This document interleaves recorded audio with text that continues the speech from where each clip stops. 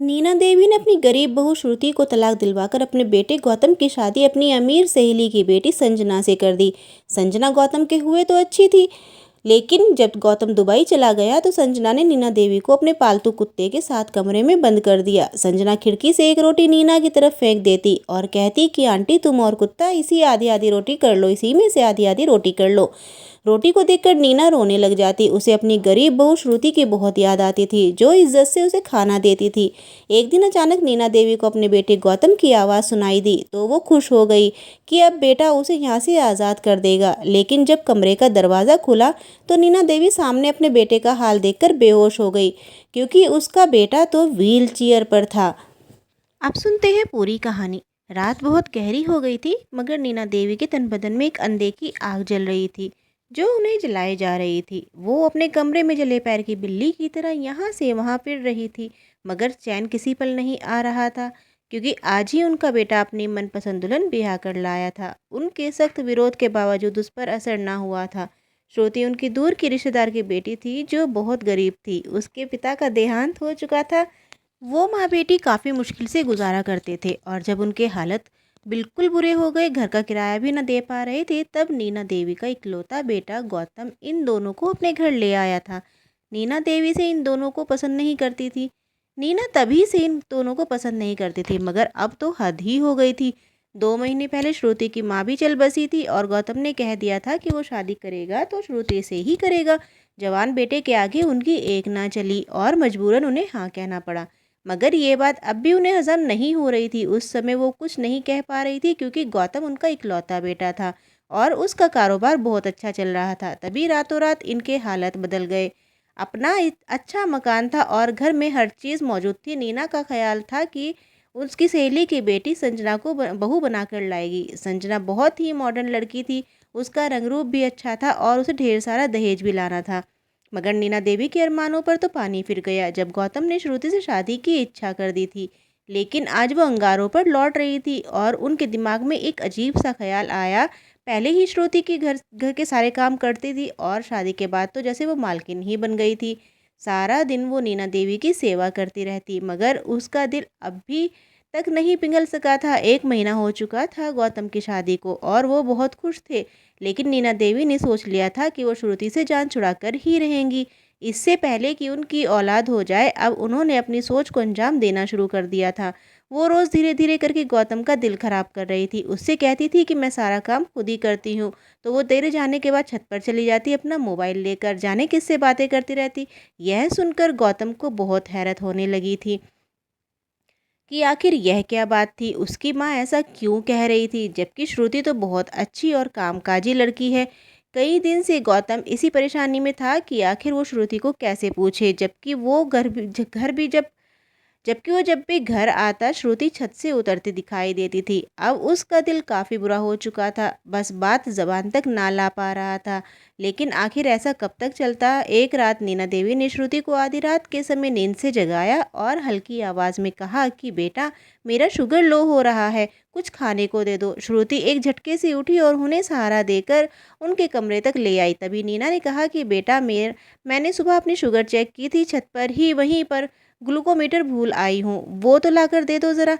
श्रुति ये सुनकर कुछ घबराई। उसे उस समय छत पर जाते हुए भी डर लग रहा था, मगर ना चाहते हुए भी वो चली गई। उसके जाते ही नीना भागती हुई गौतम के कमरे में आई और शोर मचाने लगी, गौतम, तेरी पत्नी ने हमारा मुंह काला कर दिया है, वह इस समय घर पर नहीं है।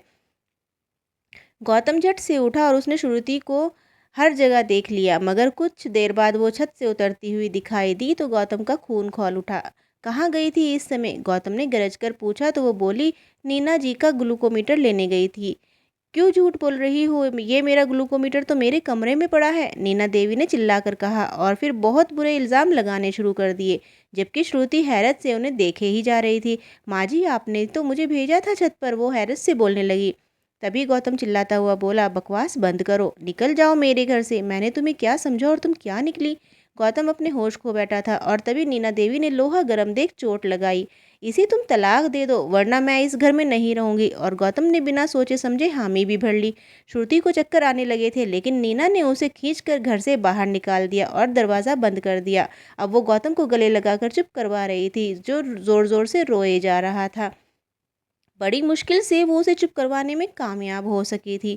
दूसरी सुबह गौतम को एहसास हुआ कि उसने बहुत बड़ी गलती कर दी है, बिना कुछ सोचे समझे इतना बड़ा फैसला ले लिया। तभी वो हर जगह श्रुति को ढूंढने लगा, मगर एक हफ्ते ढूंढने के बाद भी उसे कहीं श्रुति नज़र ही नहीं आई। गौतम थक गया था, मगर श्रुति का कोई अता पता न चल सका। वो हर समय खुद को कोसता रहता कि क्यों उसने श्रुति को घर से निकाला, जो उसे दिलो जान से प्यारी थी। काश वो उसकी बात भी सुन लेता, मगर अब पछताने से कुछ हासिल नहीं होने वाला था। जबकि नीना देवी अपनी चाल में कामयाब होने पर बहुत खुश हो रही थी, और उसने तो बात यह भी तय कर ली थी, संजना के माँ बाप को राज़ी भी कर लिया था। संजना क्योंकि लाड़ों में पली बड़ी थी, इसलिए उसके नखरे बहुत ज़्यादा थे। उसने माता पिता के चाहते उसके माता पिता भी चाहते थे कि गौतम से शादी कर ले, क्योंकि नीना और गौतम ही इकलौते थे जो इसको बर्दाश्त कर सकते थे।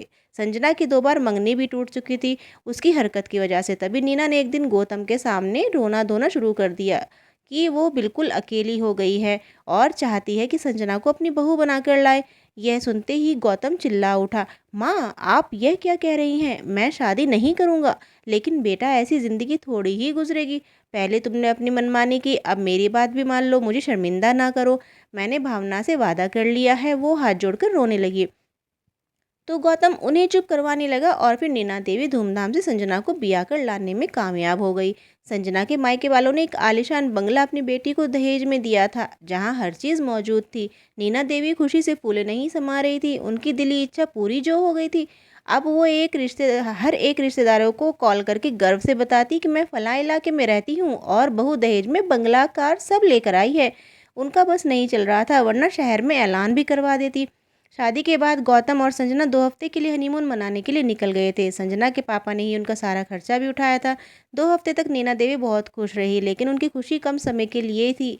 जैसे ही उनका बेटा बहू घर वापस आए, तो गौतम को उसके ससुर ने दुबई भिजवा दिया कि वहाँ पर बहुत अच्छी जॉब है, तुम वहाँ काम करो, फिर अपनी पत्नी को भी लेकर वहाँ चले जाना। यह सब इतनी जल्दी हुआ कि गौतम और नीना कुछ बोल ही ना सके। लेकिन जैसे ही गौतम देश से बाहर गया, तो नीना के लिए संजना ने कठिनाइयाँ खड़ी करना शुरू कर दी। अब वो सारी रात घर से बाहर होती या फिर अपने दोस्तों को घर पर बुला लेती। सारी रात हल्ला गुल्ला शोर शराबा जारी रहता। नीना देवी की नींद हराम हो गई थी। एक दिन उन्होंने संजना से कहा कि बेटा, ये सब अच्छा नहीं है। तुम अच्छे परिवार से हो, तुम्हें यह सब शोभा नहीं देता। यह सुनना था कि संजना चिल्लाने लगी, आप कौन होती है मेरी ज़िंदगी के बारे में कुछ बोलने वाली? ये मेरा घर है, मैं जो चाहूँगी वैसा ही होगा। आइंदा कुछ भी कहने की ज़रूरत नहीं है, वरना मैं यहाँ से निकाल दूँगी, समझी आप? उसका गुस्सा और चिल्लाना देखकर नीना देवी हैरत से मुंह खोले खड़ी रह गई, मगर वो कुछ बोल नहीं सकी। संजना गुस्से के मारे लाल हो गई थी, और उसने चीख कर नौकर को बुलाया। राजू, जल्दी आओ। नौकर जल्दी भागता हुआ आया। जी मेम साहब। टफ़ी को नहलाया? वो पूछने लगी। टफ़ी संजना का कुत्ता था, जिसका वो बहुत ख्याल रखती थी, और अब तो एक खास कमरा खास तौर पर उसके लिए सेट करवा भी दिया था। लाखों रुपए खर्च हुए थे उस पर। नीना वो कुत्ता एक आंख नहीं पाता था, मगर वो चुप थी। संजना का व्यवहार दिन ब दिन बिगड़ता जा रहा था, मगर बर्दाश्त कर ही रही थी। लेकिन एक दिन कुछ ऐसा हुआ कि नीना देवी की दुनिया हिलकर रह गई। उस दिन उन्होंने लॉन्ज के सोफे पर कुत्ते को बैठे देखा, तो नौकर से कहा कि इसे यहाँ किसने बिठाया? वो नौकर से गुस्से में बोले जा रही थी, इस बात से अनजान कि संजना दरवाजे पर खड़ी सब सुन रही थी। अचानक संजना अंदर आई और नीना का हाथ खींचते हुए उन्हें टफ़ी के कमरे में ले जाकर फेंक दिया और दरवाज़ा बंद कर दिया। आज से तुम यहीं रहोगे बुढ़िया। तुम्हारी किस्मत कैसी हुई है मेरी टफ़ी को तुम्हारी हिम्मत कैसी हुई मेरी टफ़ी को कुत्ता कहने की? अब तुम टफ़ी के कदमों में सोया करोगी, समझी? ये कहते हुए वो चली गई, और नीना ज़मीन पर हक्का बक्का रह गई। उस दिन से नीना उसी कमरे में ज़मीन पर सोया करती थी, और उसे खाने को एक रोटी फेंक दी जाती कि तुम और कुत्ता आधी आधी करके खाना। यह सिर्फ नीना की बेइज्जती के लिए संजना करती थी, वरना कुत्ता तो बहुत अच्छा खाना खाया करता था।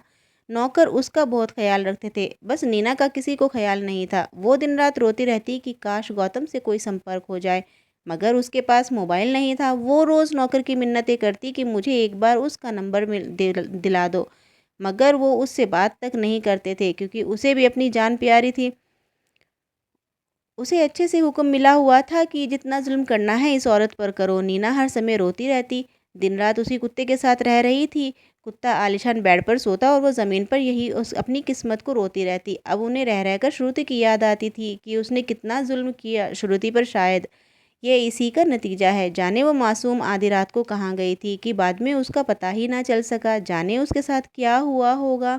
हे भगवान, मुझे माफ़ कर दे। मैंने बहुत बुरा किया। मैंने उस बेचारी को घर से निकाल दिया, उसे तलाक दिलवाई। अब इसका बदला मुझे मिल रहा है कि मेरी अपनी सहेली की बेटी मुझे ज़लील कर रही है और मुझे इस कुत्ते के साथ रखा हुआ है। इतनी दौलत, इतना पैसा, आलीशान बंगला होने के बावजूद भी मैं कुत्ते के साथ रह रही हूँ। शायद यही मेरी औकात है। मेरे साथ ऐसा ही होना चाहिए था। काश मैंने श्रुति के साथ ये सब ना किया होता। वो सारा दिन यही बातें खटकती रहती और रोती रहती। लेकिन कुछ भी मिलने वाला नहीं था, क्योंकि श्रुति तो अब आने वाली नहीं थी। जाने वो कहाँ चली गई थी, और गौतम का भी कुछ अता पता नहीं था। माँ ने बात ना की तो उसे भी ख्याल ना आया कि मेरी माँ कैसी है, कहाँ है, उन्हें कॉल कर तो लूँ। यही बातें सोचती रहती। उसे खाना भी ढंग से नहीं मिलता था। आधी रोटी से भला क्या पेट भरता था। वो शुगर की रोगी रोगी थी। कभी अचानक भूख लग जाती तो कुत्ते का बचा हुआ ही उसे खाना पड़ता था। उसकी प्लेट में मजबूरन वो उठाकर खा लेती थी। अब उसे एहसास हो गया था कि अच्छे लोगों को परेशान करना, किसी पर झूठा इल्ज़ाम लगाना कितना बड़ा पाप है। जब इस दुनिया में इतना महसूस हो रहा था, तो आगे क्या मिलना था, यह सोचकर उसके रोंगटे खड़े हो जाते थे। वो रो रो कर भगवान से माफ़ी मांगती कि भगवान, मुझे माफ़ कर दो। 7 महीने हो चुके थे गौतम को गए हुए, और अब तक वो उस कुत्ते के साथ ही रह रही थी। उन्हें बहुत डर भी लगता था कि कहीं कुत्ता उन पर झपट ना पड़े। दिन रात गुजरते जा रहे थे। नौकर जब भी कुत्ते को सुलाने लाते तो वो हाथ जोड़कर मिन्नत करती कि भगवान के लिए अपनी मैडम से कहो मुझे माफ़ कर दे। मैं अपने पुराने घर चली जाऊँगी। मैं टफ़ी से भी माफ़ी मांग लूँगी। अब वो कुत्ते को कुत्ता कहने से भी घबराती थी, मगर सब बेकार था। संजना का दिल पिघलने वाला नहीं था। उसने तो सबसे कह दिया था कि मेरी सास तीर्थ यात्रा पर गई हुई है। नीना देवी अब गौतम की वापसी की ही प्रार्थना कर रही थी, और एक दिन उनकी प्रार्थना रंग भी लाई। अचानक कमरे का दरवाज़ा खुला तो सामने गौतम था। मगर उसे यह देखकर गौतम के मगर इस समय गौतम व्हीलचेयर पर बैठा हुआ था। नीना उठकर उसकी तरफ भागी और उसे अपने सीने से लगा लिया। यह क्या हो गया बेटा? वो अपना दुख भूलकर गौतम से पूछने लगी तो वो भी तेज तेज रोने लगा। माँ, मुझे श्रुति की बद्दुआ लगी है। वो फूट फूट कर रो रहा था। अब तो नीना भी उसके साथ रोए जा रही थी। हाँ बेटा, तुझे तुझे भी और मुझे भी उसकी आही लगी है, वो सिसकते हुए बताने लगी। तो गौतम हैरत से देखने लगा। नीना देवी ने गौतम से पूछा कि संजना कहाँ है, तो गौतम अपने आंसू साफ करके बोला, पता नहीं, मैं यहाँ पहुँचा तो वो घर पर नहीं थी। क्या हुआ माँ? वो फिर से पूछने लगा तो नीना ने उसे चुप रहने का इशारा किया, क्योंकि बाहर नौकर जो खड़ा था। नीना देवी बहुत कमज़ोर हो गई थी, मगर हिम्मत की और नौकर से नज़रें बचाकर गौतम की व्हीलचेयर धकेलते हुए कमरे से बाहर निकल आई और जल्दी से उसे घर से बाहर ले गई। वो और यहाँ नहीं रुकना चाहती थी। क्या पता संजना फिर से उन्हें कैद कर ले। वो सड़क पर आ गई थी, वहाँ टैक्सी रोकी और जल्दी में वहाँ से निकल आई। अब वो उस मकान से बाहर थी। मकान की तरफ वो दोनों खामोशी से जाने लगे थे। दोनों की आंखों में पछताने के आंसू थे, मगर कुछ कह नहीं पा रहे थे। घर पहुँचते ही नीना देवी ने ताला तोड़ा और गौतम को अब अंदर ले आई। अंदर आते ही वो ज़मीन पर बैठकर फूट फूट कर रोने लगी। गौतम को कुछ समझ नहीं आ रहा था। गौतम, मुझे माफ़ कर दे बेटा, मैंने बहुत जुल्म किया तुझ पर और श्रुति पर। माँ, रोए रोए नहीं प्लीज़, मुझे कुछ समझ नहीं आ रहा है, मुझे कुछ तो बताए। गौतम घबरा रहा था। गौतम बेटा, मैंने श्रुति पर झूठा इल्ज़ाम लगाया था बेटा। वो तो पवित्र थी। मैंने ही उसे छत पर भेजा करती थी ताकि तुम उस पर शक कर सको। ये चाल मेरी ही है और मैंने ही उसके खिलाफ ये सभी साजिशें रची हैं। तो अब वो रोती जा रही थी, जबकि गौतम के सर पर तो जैसे आसमान आ गिरा। वो हैरान था, क्योंकि वो जानता था कि उसने श्रुति को बिना सोचे समझे घर से निकाला है और यह उसने बहुत बड़ी गलती की है। मगर वो इस बात से अनजान था कि उसकी माँ की ही यह सब साजिश थी। नीना देवी ने सारी सच्चाई बताई और अब हाथ जोड़कर उससे माफ़ी भी मांग रही थी, जबकि गौतम के बदन में कांटों तो खून नहीं। ये आपने क्या कर दिया माँ? मेरी दुनिया ही बर्बाद कर दिया आपने। अब मैं क्या मुंह दिखाऊंगा अपने भगवान को? गौतम अपने होश खोने लगा था। उसका शरीर ठंडा पड़ने लगा था।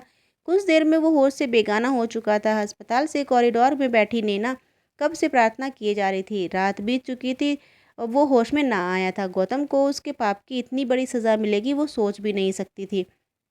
गौतम के साथ दुबई में क्या हुआ होगा वो कुछ नहीं जानती थी, जबकि डॉक्टर बार बार पूछ रहे थे कि वो व्हीलचेयर पर क्यों थे। नीना देवी के पास इसका भी कोई जवाब नहीं था। कुछ देर बाद एक नर्स भागती हुई आई, नीना तक पहुंची और बोली, आपके बेटे को होश आ गया है, लेकिन अभी आप उनसे नहीं मिल सकती, बस आप खिड़की से देख सकती हैं। वो नर्स उनके कंधे पर हाथ रखकर तसल्ली दे रही थी। नीना ने भगवान का धन्यवाद किया और आईसीयू की खिड़की से झांका, जहाँ मशीनों में झगड़ा गौतम बहुत कमज़ोर दिखाई दे रहा था। नीना उसके पास नहीं जाना चाह रही थी।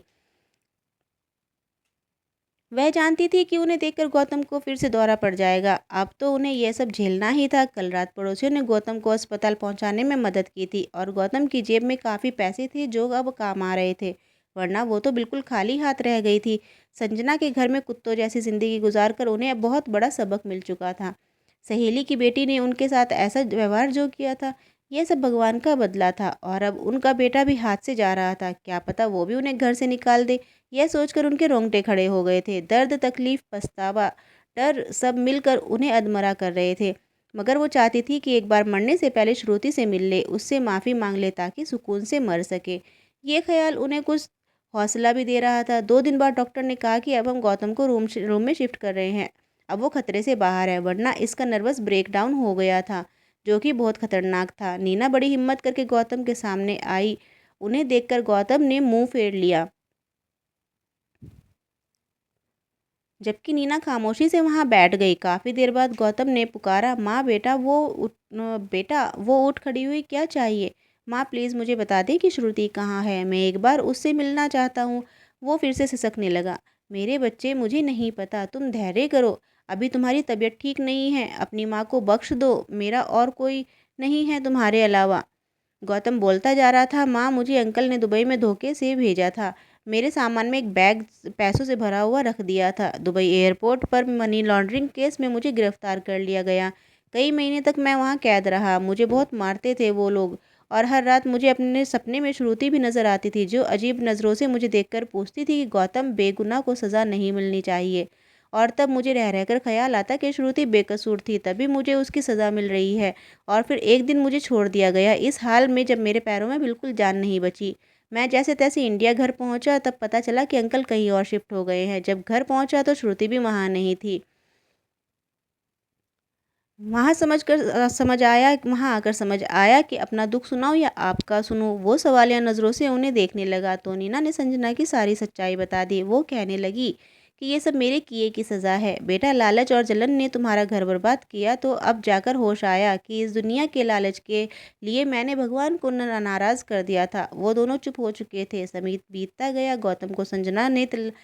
गौतम ने संजना को तलाक दिलवा दी थी। गौतम अपने घर चुपचाप बैठा रहता। शुक्र अपने कारोबार नहीं बंद किया था, वरना वो इस समय सड़क पर होता। नीना देवी ने बहुत कोशिश की श्रुति का पता लगाने की, मगर एक दिन जब वो चेकअप के लिए गौतम को हॉस्पिटल लाई तो अचानक श्रुति आई। उसके साथ एक मर्द था। श्रुति माँ बनने वाली थी शायद। नीना भागती हुई श्रुति के पैरों में गिर गई। बेटा मुझे माफ़ कर दो, मैंने तुम्हारे साथ बहुत बुरा किया है। श्रुति उन्हें देखकर चौंक गई। नीना देवी अभी भी रोई जा रही थी। उन्होंने मुड़कर देखा तो गौतम भी पीछे व्हील चेयर पर हाथ जोड़े खड़ा था। अब श्रुति का मन पिघलने लगा। वो झुक नहीं पा रही थी क्योंकि वो माँ बनने वाली थी। माँ जी उठिए, मैंने माफ़ कर दिया आपको। श्रुति की आंखों में आंसू थे। उसका पति उसे चुप करवाने लगा। मैंने बहुत जुल्म किया, झूठा इल्ज़ाम लगाया, घर से निकाला। नीना देवी बोलती जा रही थी, मगर श्रुति ने उन्हें चुप करवाया। माँ जी मुझे आपसे कोई गिला नहीं, शिकवा नहीं। अगर आप मुझे वहाँ से ना निकालती तो शायद मैं दीपक की ज़िंदगी में भी ना आ पाती। अब ये मेरे पति हैं। उस रात मैं इनकी गाड़ी से टकरा गई थी और इन्होंने मेरा इलाज करवाया और इन्होंने ही मुझे सहारा दिया। आज मैं इनकी पत्नी हूँ और माँ बनने वाली हूँ। मुझे अब आप लोगों से कोई शिकायत नहीं है। वो वापस मुड़ी और कहा, वापस चलिए दीपक। नीना देवी ने देखा, वो बड़ी सी गाड़ी में दोनों बैठकर जा रहे थे। श्रुति को देखकर लग रहा था कि वो बहुत खुश है और एक बड़े घर की मालकिन बन चुकी है। नीना देवी ने उन्हें दुआएं दी और सोच में पड़ गई कि इंसान कितना भी पूरा करना चाहे, जब भगवान अपने प्यारे भक्तों का हाथ थाम ले तो उन्हें कोई गिरा नहीं सकता। जबकि नीना देवी के लालच ने उन्हें बर्बाद करने की कोई कमी नहीं छोड़ी थी। उनके सगे दुश्मन निकले तो उनके सगे ही उनके दुश्मन निकल गए। जिसने अपने फायदे के लिए गौतम को दुबई भेजा, अब व्हील चेयर का होकर रह गया था। सच तो यही है कि इंसान अपने किए का बदला यही दुनिया में ही भुगतना पड़ता है। नीना देवी गौतम की व्हीलचेयर को धकेलते हुए सोचे जा रही थी। तो दोस्तों, आपको यह कहानी कैसी लगी आप हमें कमेंट बॉक्स में ज़रूर बताएं। और अगर आपको हमारी आज की कहानी अच्छी लगी है तो प्लीज़ एक लाइक भी ज़रूर कर दीजिए। अगर आपने अभी तक हमारे चैनल को सब्सक्राइब नहीं किया है तो प्लीज़ सब्सक्राइब कर लीजिए। मिलते हैं नेक्स्ट और मोटिवेशनल स्टोरीज़ के साथ। तब तक के लिए बाय बाय।